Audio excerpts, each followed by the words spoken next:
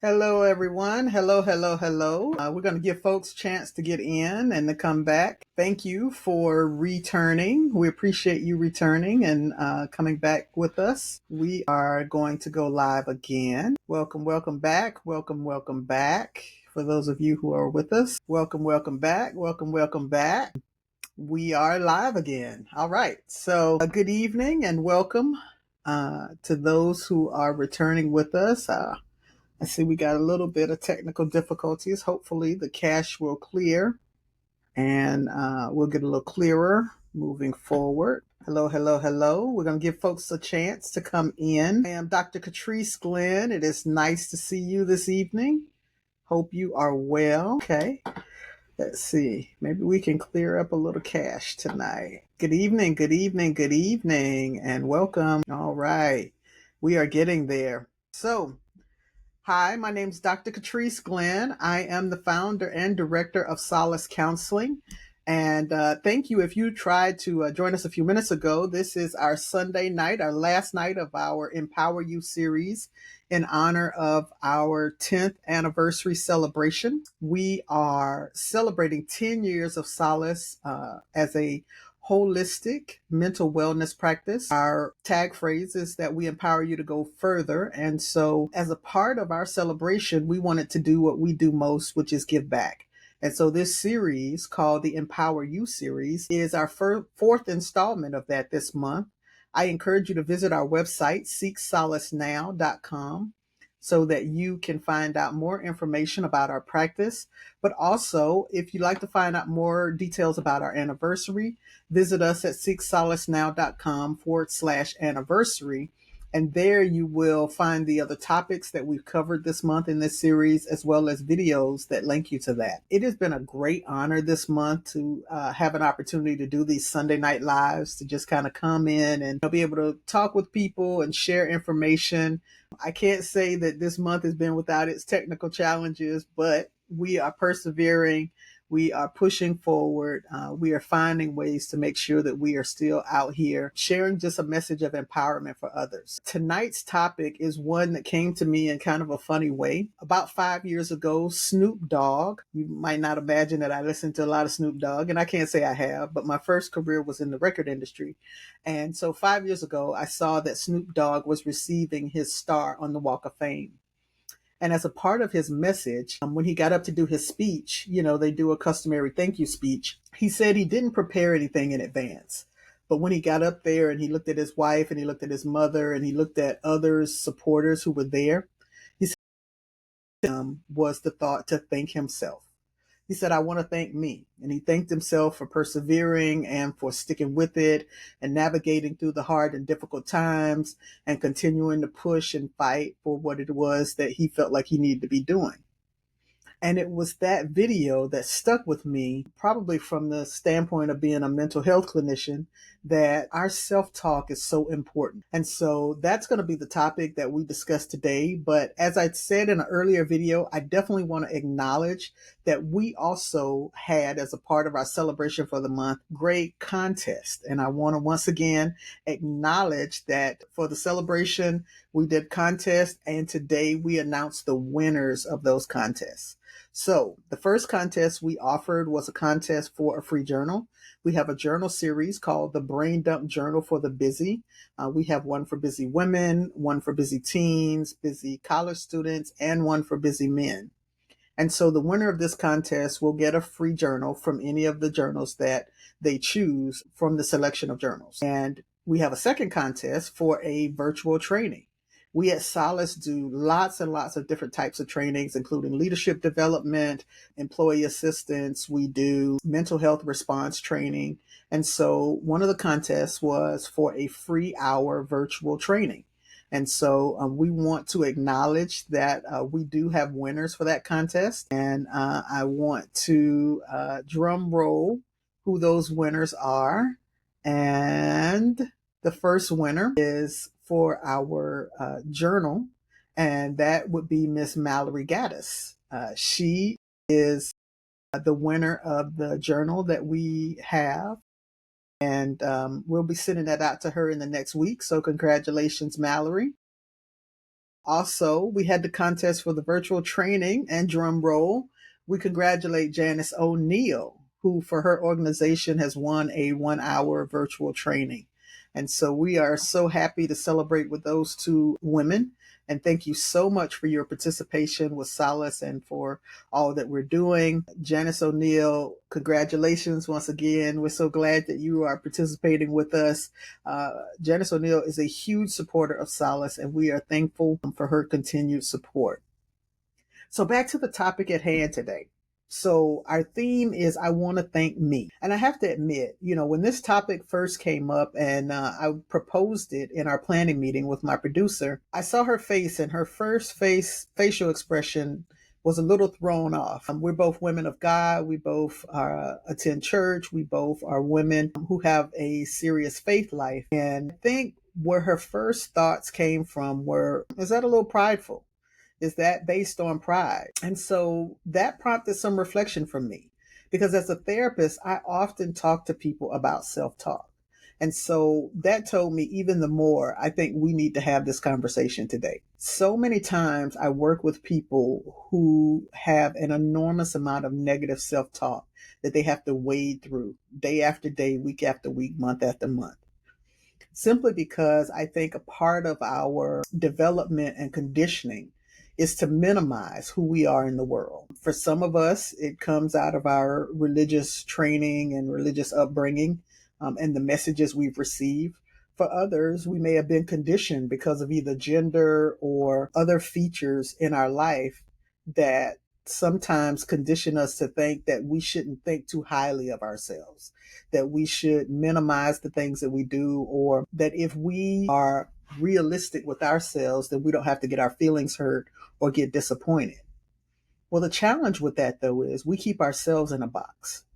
When I hear what most people tell me that they say to themselves, they're things that they wouldn't say to a stranger.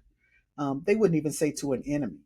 Sometimes the harshest, most cruel words are said to ourselves. We will say things about minimizing tasks, things, accomplishments that we've made. We will talk about our physique. We'll talk about our abilities. We will limit the possibilities of our giftings. We will reduce our talents. We'll say things that basically continue to shrink us and keep us in this space where it's very nihilistic. It's very low functioning. And so I want to talk about that. I'd like to challenge that today. I'd like for us to have a conversation, and feel free to submit a question or to send in a thought that you might have related to this topic, because we want to bring it to the forefront. But I want to talk about the importance of positive self-talk, simply because how we interpret these negative narratives, they affect our thoughts, they affect how much we think we're capable of, and they affect our relationships. Because sometimes we sabotage certain situations because of negative self-talk. And so when I think of a statement as declarative as, I want to thank myself, wow, that person has tapped into something within themselves where they can be honest enough to acknowledge the good that they've done, the good that's in them, right? And so when we evaluate our self-talk, we have an opportunity to be honest with what is actually going through our thoughts. Because if you do this one thing for me, just think about the course of 24 hours and all the different thoughts that cross your mind, the ones that you don't vocalize. How many of those are negative thoughts? If you can answer more than I should or more than I wish, then that's a time for us to make a decision. Maybe we need a change. Maybe we need to change the script. I call them self-statements. Maybe we need to change the statements that we say to ourselves. As I said in a previous video, if you tell yourself long enough you can't do it, guess what? You can't. Because now you have told yourself not to try. You have put yourself in a space where you no longer are attempting to go beyond. I believe that we all were created to be good stewards of ourselves. I believe that God gave us this life, this body, this beingship to be a good steward, and that we're supposed to optimize it to all the purpose and potential it's supposed to have. But sometimes we hinder that because of the negative self-talk and the way that we minimize what our potential is. One of the things that I think we struggle with oftentimes is the difference between humility and low self-esteem. Oftentimes people are saying, well, I don't want to think too much of myself, or I don't want to be cocky or show up as prideful. And that's humility. Well, let's be clear. Humility is less about being aware and confident of who you are. Humility is about making sure that you're not so confident that you're telling yourself you're better than someone else. Humility is about modesty, recognizing that you're not better than others. But it doesn't mean reducing yourself so that you minimize the great that God already put in you. If you have certain gifts, certain talents, if you're able to accomplish certain things, then you're not being a good steward if you don't allow those things to flourish and to come forth. And if you don't acknowledge those things. So think about it. I mean, I'm old school Baptist, but, I know a time when there used to be testimonies where people would come forward and they talk about this good thing that happened. And though it started off negative, it became a positive. I believe that self-talk is a part of that journey. It's saying, hey, I could have given up here. I could have thrown in the towel. I could have made a worse decision. I could have made a bad decision. I could have, chosen not to stick with it, but I did. And so I just want to stop and pause and just thank me. Thank me for trying to keep going. Thank me because I didn't allow the naysayers to stop me, right? And if that feels a little uncomfortable for you, challenge yourself and ask, is that because you're not being humble, or is that because there's a low self-esteem space right there that needs to be addressed? Is this about not embracing the confidence of who you authentically are? If you have natural, authentic skills and abilities, or you navigate situations well, what would make you minimize that and not own it, not acknowledge it? Because confidence, once again, is not cockiness. It is a humility. It is when a humble person chooses to acknowledge that sometimes they have weaknesses, but they also have abilities. They have certain giftedness. And so it is to say, yeah, there's some things I don't get right and some things I don't do well, but there are these other things I really do. There are these other times I really do what's best in this situation. Thanks, Millicent Parker. I appreciate that. I do agree it's important to know the difference between the two, because oftentimes we confuse them. So many people won't allow themselves to say a good thing about something they've done simply because they think they're not being humble, or they think that they're being arrogant. And there's a difference in confidence and arrogance. It's all in your intention. What is your intention towards you and toward others? Are you saying that you're better than others, or are you just acknowledging that there's good in you? Positive self-talk is necessary for success. Absolutely. So I want to talk also about gratitude, because gratitude is something that helps us to not only look outward, but also look inward. So to be grateful for something is to sit and acknowledge that this thing had an impact and that impact was positive, right? It takes time. It takes you being able to sit and reflect and be honest about what was the impact of this thing. So say if you're grateful for a home, food, clothing, shelter, you have an impact from having a home. You have an impact from food. You have an impact from clothing and shelter. But what about if you're grateful that you get up every Monday morning and go to work even when you don't want to? What if you're grateful that you held your tongue when you knew the thing that was going to come out next was going to harm someone in a way that would be devastating? What if you're grateful that you stood up for somebody who couldn't stand up for themselves? What if you choose to also be grateful and have gratitude for the things that you can do that add to this world? You have worth. You have value. You have qualities that no one else has. And can you be thankful for that? Can you have gratitude for that? And share that gratitude. Share it with you and with others. Ultimately, can you choose to turn some of these positive self-statements inward so that you are benefiting from the compassion that you often give to others? Another thing I want to point out Who you surround yourself with matters. If you are surrounded by people who can't see your value and can't see your worth, you might need to make a shift. You might need to look for some different spaces, simply because if those people can't celebrate with you and they can't celebrate you, how is it that you expect to openly and full-hearted, full-chested celebrate in the midst of naysayers? What will that look like? What does that look like? Absolutely, Miss Janice. Gratitude is key. When you have people in your life who aren't positive, it's really important that you assess whether they still need access and full access to you. Thank you. I briefly read the comment from Vet Michelle, but thank you. It says, I didn't used to do positive self-talk. I didn't even realize it was a thing, but my relationship has caused me to begin to do so. And it's been great. It pushes me into my purpose and calling. Amen to that, right?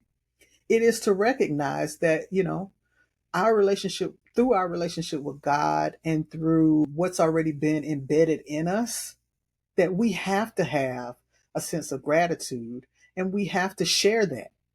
We can't just hold on to this little thing and go, I'm only supposed to be a cheerleader for other people. We also have to acknowledge the things that God is doing through our lives. God uses us in mighty ways, and it's not to brag, it's to celebrate. Exactly. It's to go out and make sure that others know, wow, look at this thing God did through me. Or look at this thing that, God gave me the ability to do or accomplish or achieve. But it's to acknowledge that it's in you. Recognition is not a bad thing. It's not the same as pride. Pride is puffed up. Pride is, it is me and I'm better than everyone else.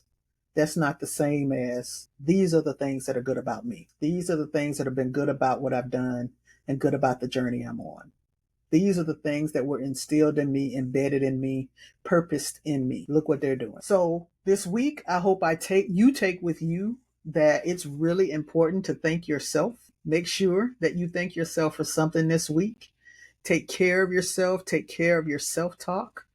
If you find that it's negative, stop it. I know that seems simple, but stop the negative self-talk and replace that with something that's positive and something that's helpful and something that's life-giving. That's going to mean more to you in the long run, and it's going to help you go further and optimize your life even more. Thank you for taking the time out this evening to celebrate with us. For those of you who came back after our technical difficulties, we appreciate you. The benefits and the joys of technology. Gotta love it. Gotta love it. But you can always visit us on our website and our platforms. We have social media platforms like LinkedIn, IG, Instagram, and Facebook. We also, on our website, we have a wealth of information. And as I mentioned, the videos from this series are also on our website, which is seeksolacenow.com and /anniversary if you want to see specific anniversary information. If you have either been a client or you've worked in the community at an event that we've been participating in, or you just want to drop and share us a word, please visit our anniversary page and leave us a message. We encourage you to leave us messages just so we know how we're doing as we continue to do this work. I have been thoroughly blessed by the 10 years of leading Solace, and I look forward to where we're heading in the future as we continue to try to reach more and more people with this effective ministry of integrating theology and mental health. And so thank you once again for being here tonight, and you take care of yourself. You have a wonderful, awesome, blessed week. Be well.